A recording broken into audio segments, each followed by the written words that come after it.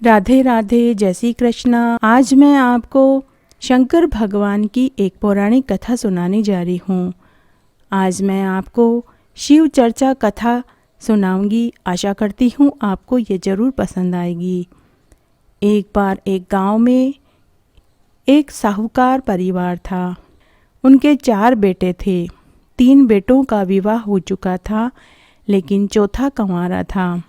घर की सभी बहुएं खेती बाड़ी का ही काम करती थी। चौथा बेटा भी विवाह लायक हो चुका था। तब साहूकारनी ने अपने पति से चौथे बेटे के विवाह के बारे में कहा। तब साहूकार और साहूकारनी ने चौथे बेटे के लिए भी लड़की ढूंढना शुरू किया। तब एक बार उनके घर एक लड़की का रिश्ता आया। उस लड़की के माता पिता बचपन में ही मर चुके थे। एक दूर के रिश्ते का मामा ही उस लड़की को पाल पोस रहा था। साहूकार पति पत्नी को यह रिश्ता अच्छा लगा, तो उन्होंने अपने चौथे बेटे का विवाह उस अनाथ लड़की से कर दिया। शादी का कुछ समय अच्छे से बीतने लगा। छोटी और चौथी बहू को खेतीबाड़ी का काम नहीं आता था। तब सास ने और जिठानियों ने नई बहू से कहा कि यहाँ सभी खेतीबाड़ी का ही काम करते हैं, तो तुम भी अब हमारे साथ खेती का काम करने चलो। चौथी बहू को हालांकि खेती का काम नहीं आता था, लेकिन उसने धीरे धीरे खेतीबाड़ी का काम सीख लिया। फिर एक दिन साहूकार के चौथे बेटे ने अपने माता पिता से कहा कि मैं बाहर गांव कमाने जाऊंगा। इस तरह साहूकार का चौथा बेटा 5-6 वर्षों के लिए दूर गांव कमाने चला गया। जब चौथा बेटा बाहर गांव कमाने चला गया, तो साहूकार के परिवार के सभी सदस्यों का बर्ताव छोटी बहू के साथ कठोर हो गया।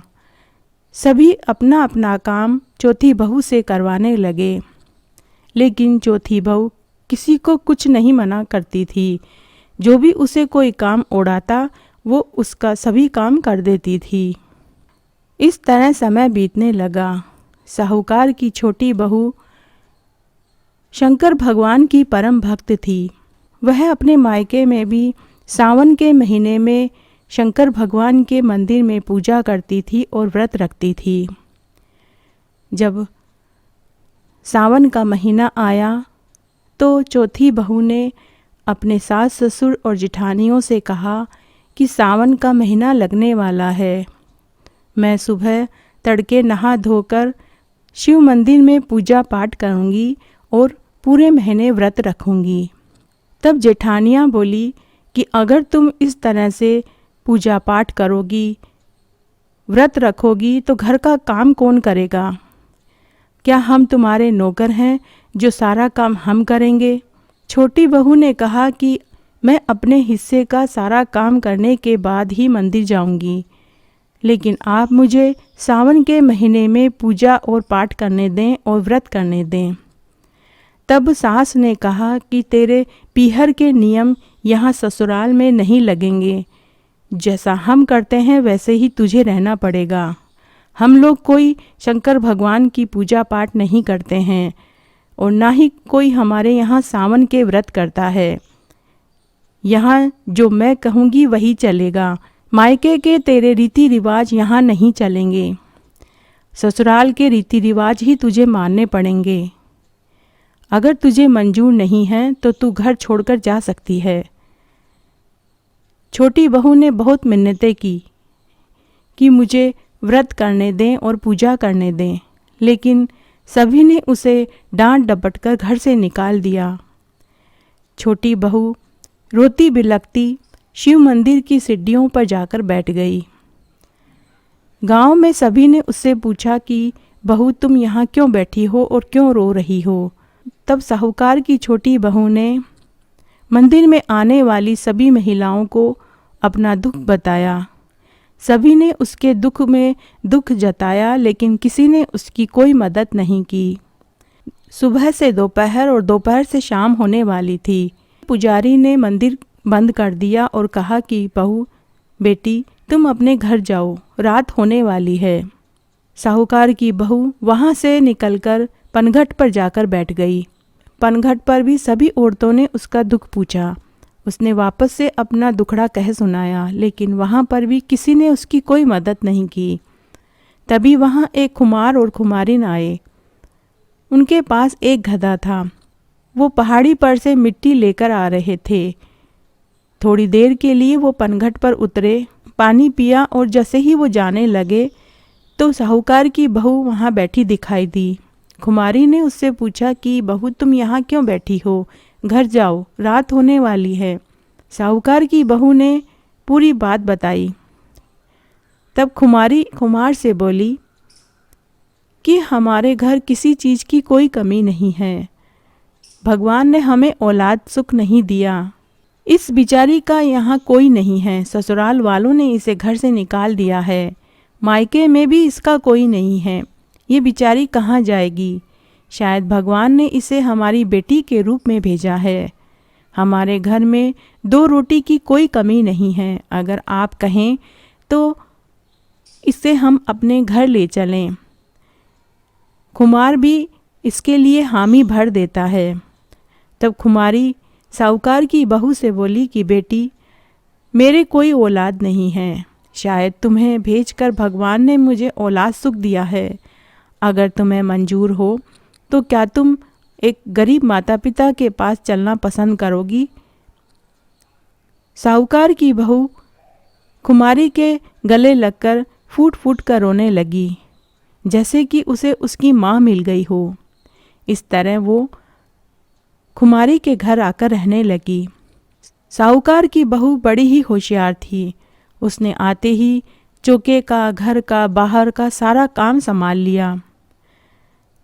खुमार पति पत्नी उसके काम से बहुत खुश हुए। दूसरे दिन वो मटकियाँ बेचने बाजार चले गए और साहूकार की बहू को वहीं छोड़ गए और कहा कि बेटी तुम घर रहो, हम बाहर मटकियाँ बेचकर शाम तक आ जाएंगे।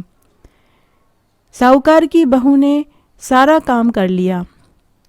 फिर उसके पास बहुत समय बचा तो वहाँ मटकियाँ बनाने की मिट्टी पड़ी थी। वो उस मिट्टी से शंकर भगवान की सुंदर सुंदर मूर्तियाँ बनाने लगी। शंकर भगवान की सुंदर सुंदर मूर्तियाँ बनाने लगी। शंकर भगवान, पार्वती, गणेश, कार्तिक बहुत सुंदर मूर्तियाँ बना रही थी। शाम को जब खुमार और खुमारी घर आए और उन्होंने घर की पूरी साफ सफाई देखी तो उन्हें बहुत खुशी हुई। साहूकार की बहू ने दिया बत्ती कर रखी थी, तुलसी जी के दीपक लगा रखा था। घर में दीपक करके रोशनी हो रही थी। खुमार और खुमारी ये देखकर बहुत खुश हुए, क्योंकि रोज़ाना जब वो घर आते थे तो घर में उन्हें अंधेरा मिलता था, लेकिन आज उनके घर में संध्या पूजन हो चुकी थी। साहूकार की बहू खाना बना चुकी थी और घर की पूरी साफ सफाई हो रखी थी। साथ ही उन्होंने देखा कि उसने शंकर भगवान की, माता पार्वती, गणेश और कार्तिक भगवान की बहुत सुंदर सुंदर मूर्तियां बना रखी थी। खुमार और खुमारी बोले कि बेटी तुमने तो बहुत सुंदर सुंदर मूर्तियां बनाई है। तब साहूकार की बहू बोली कि माँ, बाबूजी, अगर आपको परेशानी हो तो मैं कल से न बनाऊं, क्योंकि आपकी लाई हुई सारी मिट्टी तो मैंने भगवान की मूर्ति बनाने में ही ख़त्म कर दी है। लेकिन खुमार और खुमारी बोले कि बेटा कल से हम ज़्यादा मिट्टी लाएंगे और भी चिकनी मिट्टी लाएंगे, जिससे कि भगवान की बहुत सुंदर मूर्ति बने। तब खुमार बोला कि बेटी कल मैं जब गांव के हाट में जाऊंगा तो वहां से मूर्तियों में रंग भरने वाले अच्छे अच्छे रंग भी लाऊंगा, तू इनमें रंग भी भर देना। दूसरे दिन खुमार और खुमारी पहाड़ी पर से चिकनी मिट्टी लेकर आए और खुमार गांव के हाट में से मूर्ति में भरने वाले सुंदर सुंदर रंग भी लेकर आया। और आते ही उन्होंने सभी रंग लाकर साहूकार की बहू को दिए और कहा कि बेटी तुम इन मूर्तियों में रंग भर दो। जैसे ही साहूकार की बहू ने शंकर भगवान की मूर्ति में रंग भरा तो वो मूर्ति ऐसी जान पड़ती थी जैसे अभी बोल पड़ेगी। तभी वहाँ गांव के कुछ लोग कुमारी के पास मटकी लेने आए। और मटकी लेते लेते जब उन्होंने शंकर भगवान, माता पार्वती, कार्तिक भगवान और गणेश भगवान की सुंदर सुंदर मूर्तियां देखी तो उन्होंने मूर्तियों की बहुत तारीफ की और कहा कि कुमारी, क्या तुम ये मूर्तियां भी बेचती हो? कुमार और कुमारी बोले कि हाँ, हम ये मूर्तियां भी बेचेंगे। तो मुंह मांगी कीमत पर उन लोगों ने वो मूर्तियां खरीद ली। धीरे धीरे उन मूर्तियों की गांव और गांव से बाहर तक मांग बढ़ गई। थोड़े ही दिनों में कुमारी के पास अन्न धन के भंडार भर गए। कुमारी का घर गांव में सबसे सुंदर मकान के रूप में बदल गया। कुमारी के घर अब मूर्ति बनाने के लिए कारीगर भी बैठाए गए। कुमारी अब मटकियां ही नहीं बेचती थी बल्कि वो भगवान की मूर्तियां भी बेचती थी। अब कुमार और कुमारी ने गांव के बाहर जाकर मटकी और भगवान की मूर्तियां बेचने लगे। फिर कुछ समय बाद जब सावन का महीना आया तो साहूकार की बहू ने कुमारी से पूछा कि माँ, बाबूजी, क्या मैं सावन के व्रत कर सकती हूँ? क्या मैं शंकर भगवान के मंदिर में जाकर पूजा कर सकती हूँ? तो कुमार और कुमारी ने कहा कि बेटी, क्यों नहीं, हम भी तुम्हारे साथ व्रत करेंगे और हम भी तुम्हारे साथ मंदिर में चलकर पूजा करेंगे। इस तरह तीनों ने मिलकर सावन के महीने में शंकर भगवान के मंदिर में जाकर पूजा करी, बिल पत्तर चढ़ाए, फूल माला चढ़ाई, कच्चा दूध और दही चढ़ाकर अर्पित किया। कच्चा दूध, दही और घी से पंचामृत से अभिषेक किया और 1 महीने तक उन्होंने व्रत रखे। 1 महीने बाद उन्होंने व्रत का उद्यापन किया। उद्यापन में उन्होंने 11 जोड़ा जोड़ी ब्राह्मणों को खाना खिलाया और यथाशक्ति दक्षिणा भी दी। इस तरह उनका समय बीतने लगा। कुमार और कुमारी के घर में किसी चीज़ की कोई कमी न रही। घर में नौकर, चाकर, घोड़ा, गाड़ी सब हो गए। साहूकार की बेटे की बहू के द्वारा बनाई गई शंकर भगवान की मूर्तियां हाथों हाथ बिक जाती थी।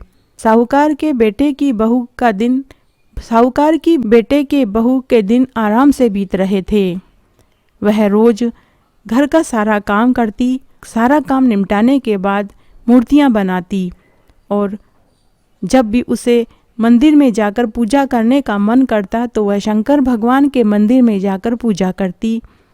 इस तरह उनका समय बहुत अच्छे से गुजर रहा था। इस तरह कब 5-6 वर्ष बीत गए, साहूकारनी के बेटे की बहू को पता ही न चला।